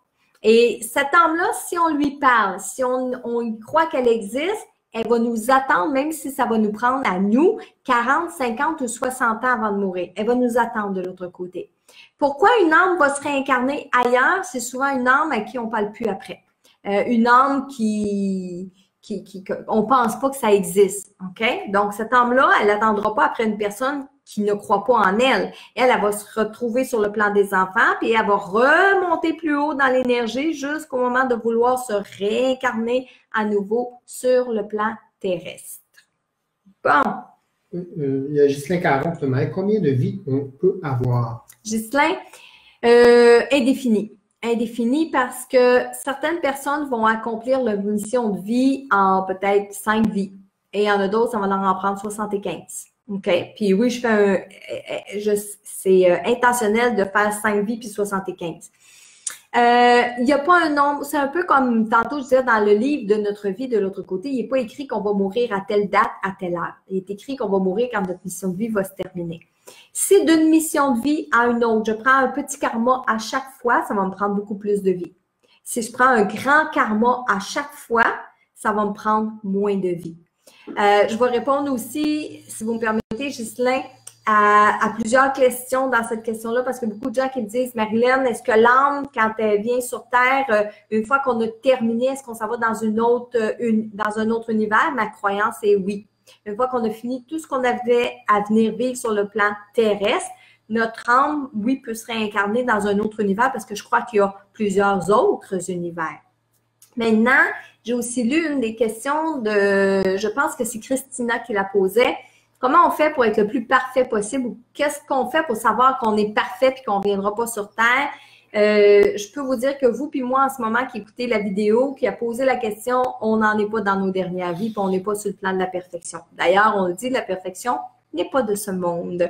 Alors, je ne saurais pas quoi répondre à 100% pour vous dire, ah, il faut juste ça pour être parfait. Non, mais faut toujours être une meilleure personne, puis on vient sur Terre s'incarner pour devenir une meilleure personne, et c'est ça qui fait notre sagesse, c'est ça qui fait nos expériences de vie aussi. Il y a Véronique Bérubé qui te demandait, oui, peut-on prendre contact avec un défunt sans avoir un don? Oui, tout à fait. Oh oui, oui, oui, oui. Puis ça, je suis complètement catégorique. Il ne faut pas nécessairement être juste un médium. Il ne faut pas nécessairement avoir des dons pour être capable de canaliser des personnes décédées. Ça, c'était peut-être vrai il y a 50 ans parce que les gens, les médiums voulaient garder leurs dons pour eux autres puis ils ne voulaient pas que les autres aient ce don-là. Mais dans la réalité, on a tous de l'intuition à l'intérieur de nous. On a tous certaines capacités. Mais c'est pas tout le monde qui va le développer au niveau international. Quand j'ai international, c'est pas d'aller se promener partout dans le monde, mais international dans le sens de le développer pour le faire pour tout le monde. Il y a des gens qui sont capables d'avoir des messages, des signes de leurs défunts, puis ça reste à la maison, ça reste pour eux. Ils pourraient pas voir le défunt de leur mari, de leurs enfants, non, ça ils pourraient pas. Mais pour eux, ils peuvent percevoir des choses. Donc, c'est pas obligé d'avoir des dons pour être capable de communiquer avec des personnes qui sont décédées. C'est juste moins facile. Ensuite, qu'est-ce qu'on a, Michel? Louise Gay qui te demande, est-ce que quand on décède à un tel âge, nous avons la même âge de l'autre côté? L'âge, bon, on dit que le temps n'existe pas de l'autre côté, c'est une bonne question. Est-ce qu'on a le même âge de l'autre côté? Quand on vient tout juste de mourir, je vous dirais oui. Mais oui dans le sens de comprendre avec notre âme humaine, avec notre tête humaine, je devrais dire, OK? Parce que de l'autre côté, les âmes n'ont pas d'âge. Un enfant qui décède ici sur le plan terrestre quand il a 5 ans, 20 ans plus tard, il n'a pas 25 ans. C'est le corps physique qui grandit. C'est le corps physique qui prend de l'âge, pas l'âme. Donc, une âme qui, exemple, est décédée à l'âge de 5 ans, puis qu'on y parle 20 ans plus tard, sa voix va être plus mature, ses expériences vont être plus matures. Là, on parle à une âme, ça n'a pas d'âge. OK? Il y a des fois, cet enfant-là, parce qu'on l'a connu enfant, on a les souvenirs d'un enfant, on a un lien avec l'enfant, il peut reprendre une voix enfantine, il peut remontrer des images enfantines, mais dans la réalité, l'âme de l'autre côté, elle n'a pas d'âge. C'est pourquoi aussi, quand on fait certaines communications, que ce soit dans nos rêves, que ce soit avec un médium, un intervenant, on a comme l'impression que la personne nous dit « Ah, mais il paraît jeune » ou « il a l'air jeune » ou « c'est comme quand il avait 30 ans ». Oui, parce qu'un défunt va nous envoyer télépathiquement une image de lui dans les meilleurs moments où il se trouvait. Fait que s'il se trouvait bien à 30 ans, ben il va se représenter à l'âge de 30 ans plutôt qu'à l'âge de 50 ans ou 60 ans. OK? Donc ça, c'est toujours, dépendamment du défunt, l'image qu'ils ont envie de nous envoyer télépathiquement. Michel, est-ce qu'on en a une autre? Hein? Je sais que ce soir, on dépasse. Hein? On dépasse avec les questions. Je vais juste t'entendre. Oui. Nancy Boisvert te demande, quand on sait que la personne est réincarnée, on n'a plus de signes. Quand est-ce qu'on sait que la personne n'est plus réincarnée? On n'a juste plus de signes ou... Non, c'est pas systématique qu'on n'a plus de signes quand la personne est réincarnée. Souvent, on va savoir que la personne est réincarnée quand on va voir un intervenant, puis que l'intervenant a une communication, puis c'est plutôt flou, puis qui est capable de dire que la personne est réincarnée. Mais ceci dit, j'ai travaillé beaucoup dans les dernières années avec ce genre de questions-là, puis je me suis aperçue que aujourd'hui, la période de réincarnation, ça prend de 50 à 100 ans avant de se faire. Ce qui veut dire que vos personnes autour de vous qui sont décédées il y a quelques mois, quelques semaines, quelques années, ne se sont pas réincarnées encore, pour une grande majorité. Mais le fait de ne pas avoir de signe d'un défunt, ça prouve pas qu'il y a eu réincarnation. Très important. Je vais répondre à Nathalie Gourde ici. Question, j'ai tenu la main de mon fils et je lui ai flatté le bras jusqu'à ce qu'il nous quitte. Est-ce qu'il a eu connaissance de ça selon vous, même s'il est très médicamenté? Nathalie, je suis convaincue. Je suis convaincue parce que c'est pas nécessairement de sentir votre main sur son bras, mais c'est énergétiquement de sentir votre présence à ses côtés. Moi, je vous dirais que oui. puis je vous dirais de le croire. Pas juste que je vous le dis, mais je vous dirais de le croire. Quand tout est fait à partir du cœur, avec une intention, dans nos prières, dans nos touchés, dans nos pensées tout autour d'une personne qui s'apprête à mourir, je vous dirais que tout est tenu en ligne de compte. Et moi, pour le savoir, parce que j'ai fait énormément de communication où les gens décédés dans les premiers temps, dans les premiers instants où je commence la consultation, vont venir dire « Merci d'avoir tenu ma main, merci de m'avoir flatté le bras, merci d'avoir joué dans mes cheveux. J'ai compris ce que tu me dis juste avant de partir. » Et pourtant, la personne était inconsciente. Elle était capable de revenir avec toutes ces informations-là. Fait que Nathalie, j'ai confiance que votre fils a senti vos caresses ou du moins a été conscient de votre présence. Michel, je sais qu'on en a une tonne. Est-ce que tu en as une autre pour moi? Oui, il y a Anne-Marie Couillard qui te demande si un autre moitié de jumelé change toujours de propriétaire et si des personnes plus perturbées y ont habité, est-ce possible que même si la maison est neuve, que certains bas esprits traversent dans l'autre jumelé et ainsi affectent les occupants? Tout à fait. Tout à fait. Vous savez, les esprits, les défunts, les âmes, appelons-le comme on veut, c'est pas un mur physique qui va les arrêter. Hein? C'est pas un mur physique. Par contre, ce qui peut les arrêter, c'est de l'énergie. Ça veut dire que dans votre maison, si vous habitez un jumelé, si vous habitez en condominium, si vous habitez dans un appartement, que vous n'êtes pas tout seul dans votre maison, il y a possibilité de mettre des murs d'énergie. Donc, des murs physiques, les défunts passent à travers. Les mauvais esprits, appelez-moi ça comme vous voulez, ça peut passer à travers. Ça peut partir d'une maison, l'autre côté de la rue, puis passer, puis s'en venir dans votre maison à vous. Tout à fait, oui. Parce que les portes sont grandes ouvertes, puis l'énergie, c'est comme un buffet pour eux. Les énergies négatives, bien sûr. Alors, ce que vous pouvez faire, c'est de mettre des murs de lumière. Puis mettez-les épais, vos murs de lumière. Puis comment on fait ça? On fait juste visualiser nos murs remplis de lumière. Puis on dit à ces êtres-là, vous ne traversez pas ici, c'est chez moi, puis vous n'avez pas d'affaires ici. Hein, vous faites quoi si vous ne voulez pas que les itinérants qui passent à la rue rentrent dans la maison chez vous? Vous fermez votre porte puis vous la barrez. Puis si ça cogne, si ça sonne, puis vous ne voulez pas, vous dites non. Bien, c'est exactement la même chose par rapport aux indésirables, les esprits, les défunts, les âmes indésirables. On met des murs de lumière. Mais la réponse est oui, ça peut traverser. Ça, c'est Anne-Marie qui posait la question. C'est ça. Oui. OK.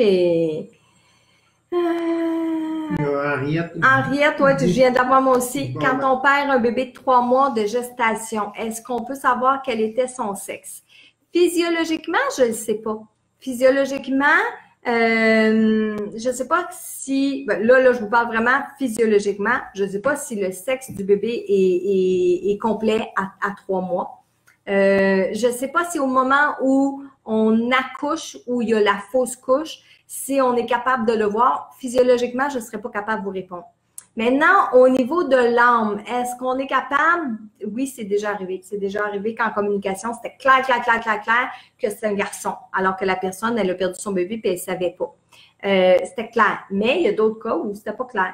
Hein? Une âme, ça n'a pas de sexe de l'autre côté au moment où elle se prépare pour l'incarnation. L'incarnation, ben, si elle décide que pour vivre sa vie, elle a besoin de venir au monde dans un corps de femme, mais elle va être dans les énergies d'une maman qui s'apprête à avoir un bébé femme et non pas un bébé homme. OK? Masculin. Ensuite, Michel, peut-être une petite dernière parce que là, ça fait déjà un petit bout de temps qu'on est là-dessus. Il y a Martine Baudry. Pouvons-nous revoir l'âme du bébé qu'on a perdu dans celle de notre petit-fils? Ça pourrait, Martine. C'est pas quelque chose qui est impossible, mais je persiste à dire, Martine, que si depuis la perte de ce bébé-là, vous lui parlez puis vous avez un lien très fort avec l'âme du bébé, il va pas revenir à travers vos enfants parce qu'il va vous attendre de l'autre côté. Mais si vous avez perdu cet enfant-là il y a plusieurs années puis que vous y pensez juste une fois de temps en temps comme ça, est-ce que ça serait possible qu'il revienne à travers un de vos petits-enfants? La réponse peut être oui.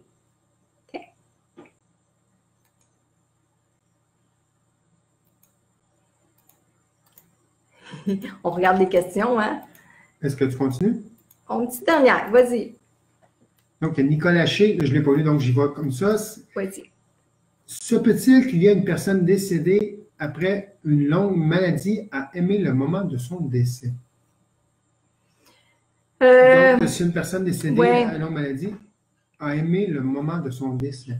Oui, parce qu'elle peut voir ça comme une délivrance. Elle peut voir ça comme un papillon qui quitte sa chrysalide, autrement dit. Donc oui, une personne qui est en fin de vie pourrait voir sa mort d'une belle façon, parce que d'ailleurs, on dit souvent qu'il y a beaucoup de gens qui décèdent de manière sereine, parce que ils savent qu'ils vont être délivrés, ils savent qu'ils sont au bout de leur souffrance, ils savent qu'ils sont au bout de leur mission, ils sont contents, ils sont heureux, ils ont accompli quelque chose, puis là, ils se sentent prêts à partir. Donc, je vais dire oui, il y a des gens qui, en fin de vie, peuvent sentir que c'est le bon moment. Je vais y aller aussi avec une petite dernière, je ne voudrais pas l'oublier. J'ai René Gagné qui avait demandé un peu plus tôt aujourd'hui, elle a pris la peine de m'écrire. René posait comme question, est-ce qu'une âme humaine peut devenir un ange gardien? Et la réponse, elle est non. Parce que les anges sont complètement différents des êtres humains. Alors, les anges n'ont jamais habité le plan terrestre. C'est une catégorie d'êtres de lumière complètement différent de la catégorie des âmes qui décident de s'incarner dans un corps humain, dans un corps physique. Donc, une personne qui est vivante ici sur le plan terrestre, quand elle va mourir, elle ne devient pas un ange gardien. Donc, René, réponse à votre question. Et d'ailleurs, je vous invite, j'ai mis le lien, je vous invite à aller donner votre nom pour la formation gratuite sur l'ange gardien. Si vous ne l'avez pas déjà eu, profitez-en. Puis, je vous mets aussi mon lien du livre gratuit à télécharger, mon best-seller « Nos morts reviennent nous voir ». Allez le télécharger, il est complètement gratuit. Vous allez le recevoir, vous allez pouvoir lire ça. C'est encore plein d'anecdotes intéressantes. Dans celui-là, je parle d'ailleurs de la maison d'Amityville. Puis maison d'Amityville que je suis allée voir aussi à l'extérieur, pas à l'intérieur, mais que je suis allée voir à l'extérieur. C'est ce qui va conclure notre Facebook Live de ce soir. Prenez note que mardi prochain, le Facebook Live n'aura pas lieu parce que je vais être dans les airs entre le Mexique et le Québec. Je reviens au Québec mardi prochain. Alors, je vais être dans l'avion. Donc, on va remettre le Facebook Live à mardi d'ensuite, qui va être mardi le 2 avril. Donc, comme à tous les mardis soirs, 20h sur ma page publique, je vous fais, on partage des sujets. Puis là, vous savez, là, je travaille sur plein de sujets hyper intéressants.